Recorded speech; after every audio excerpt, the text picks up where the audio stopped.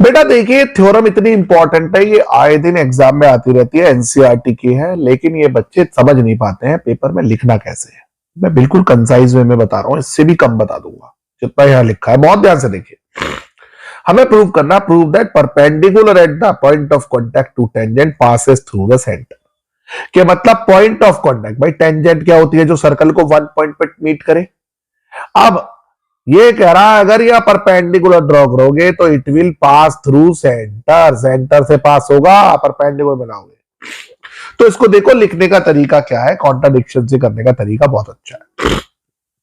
Late us consider centre भी centre O, AB भी tangent, ये हो गया। अब देखो, we have to prove the line perpendicular to AB at P passes through centre O. We shall prove that by contradiction method. याद रखना बेटा, कॉन्ट्राडिक्शन मेथड आप पहले भी पढ़ा है, फर्स्ट चैप्टर में आपने पढ़ा होगा। मतलब पहले हम कुछ कहेंगे और बाद में कहेंगे ओ आई एम सॉरी, हमारी अजम्पशन गलत थी, हम तो भाई बहुत सही कह रहे हैं, ये लाइन बात ये है। जैसे let us assume that the perpendicular AB P does not pass through centre. हमें प्रूफ करना है कि परपेंडिकुलर सेंटर से पास होता है, पर हम कह रहे हैं let us suppose does not pass. तो अब भाई पास नहीं होता तो लेट इस pass through another point O dash. भाई अगर सेंटर से पास नहीं हो रहा परपेंडिकुलर तो O डैश से होएगा, होएगा ना होएगा।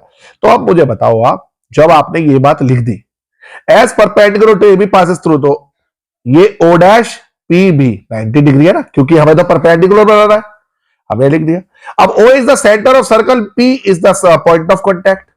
अब इतना तो हमें पता है वो सेंटर है और P पॉइंट ऑफ कॉन्टैक्ट है। We know that line joining the centre and the point of contact to tangent of circle are perpendicular to each other. हम इतना जानते हैं कि जब सेंटर से पॉइंट ऑफ कॉन्टैक्ट को ज्वाइन करते हो तो जो लाइन होती है वो टेंजेंट पे क्या होती है, परपेंडिकुलर, यानी OP डैश भी 90 आ गया। अब ये भी 90 है और ये भी 90 है, तो दोनों इक्वल हो गए। O डैश PB और OPB ये दोनों 90 आ गए, लेकिन हमें क्लियरली दिख रहा है कि O डैश PB छोटा है OPB से, स्मॉलर है। ये देखिए, अब ये इक्वल कब हो सकता है, ये पॉसिबल ही नहीं है। ये इक्वल कब हो सकता है, जब O डैश और O दोनों कोइंसाइड करें, यानी कोइंसाइड करें, एक दूसरे के ऊपर आ जाए। तो अब देखो हम क्या लिखेंगे, it is only possible when the line O dash P coincide, ऊपर आ जाए OP के। ऐसी कोई लाइन बना ही नहीं सकते हम जो अलग चली जाए, यानी ये लाइन और ये लाइन अलग नहीं हो सकती। यानी 100% अगर आप परपेंडिकुलर ड्रॉ करोगे पॉइंट ऑफ कॉन्टैक्ट पे, वो सेंटर से ही जाएगा।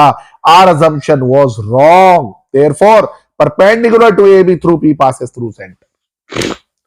आई होप माय डियर फ्रेंड्स हम आपको ये बेहतर तरीके से समझा पाए। आप अच्छे से इसको देख लीजिए एक दो बार वीडियो को, आपको बहुत अच्छे से समझ में आएगा।